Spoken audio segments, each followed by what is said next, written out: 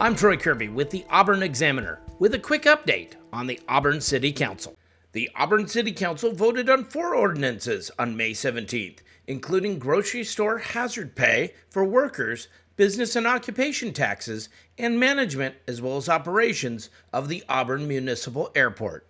Ordinance 6818, which would require large grocery store chains to pay $4 per worker per hour, was voted on by the council.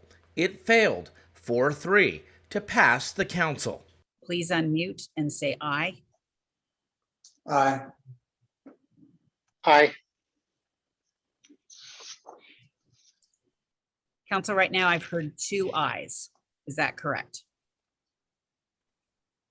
All opposed, please unmute and say no. No. No. All right, I'm going to do a voice call on this one as well, because these are very important that we get this correct.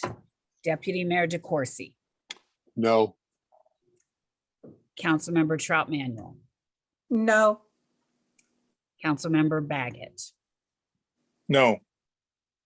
Councilmember Brown, Yes. Councilmember Jayraj, Yes.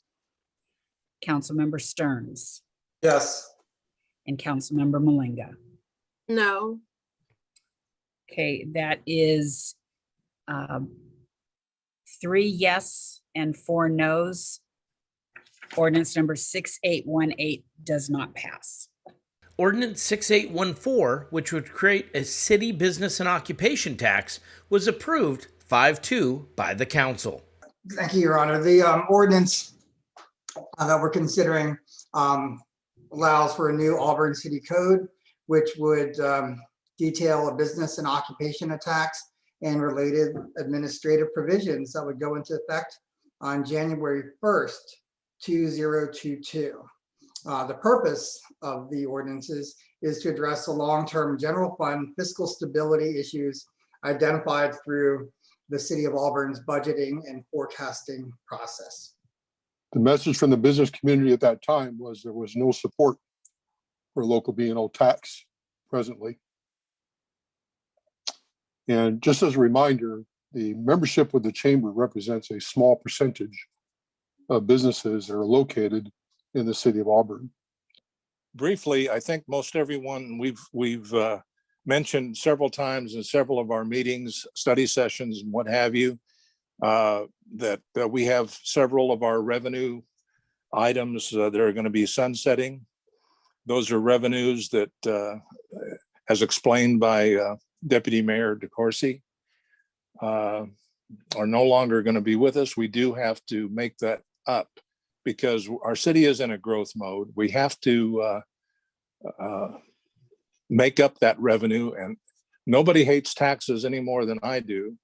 I'm a taxpayer here in the city, just like everybody on the council and many of our staff members. But there are very little revenue sources that are available to us. That means that the working poor pay approximately 17% of their income in taxes, in state and local taxes. Whereas the wealthy pay closer to 3%, people that earn over $250,000 a year. What we have done in this state also, we have saddled ourselves with a situation where the cost of living is greater than our ability to raise revenue through normal property taxes. I'm not going to re-echo everything that all 4 of my other council members says, but I don't feel that is the right time for us to be doing this right now, because as we don't really know what's going to happen. We don't really know if the COVID's completely over and when the businesses are going to be open fully. I would hate to have a setback and have some of our businesses not be able to come through on paying these taxes and stuff. So for that reason, I am voting against this tonight. Ordinance 6820 and 6821 concerning both the new management structure and operations of the Auburn Municipal Airport were both approved unanimously by the council. This ordinance modifies a variety of code sections related to the Auburn Airport management.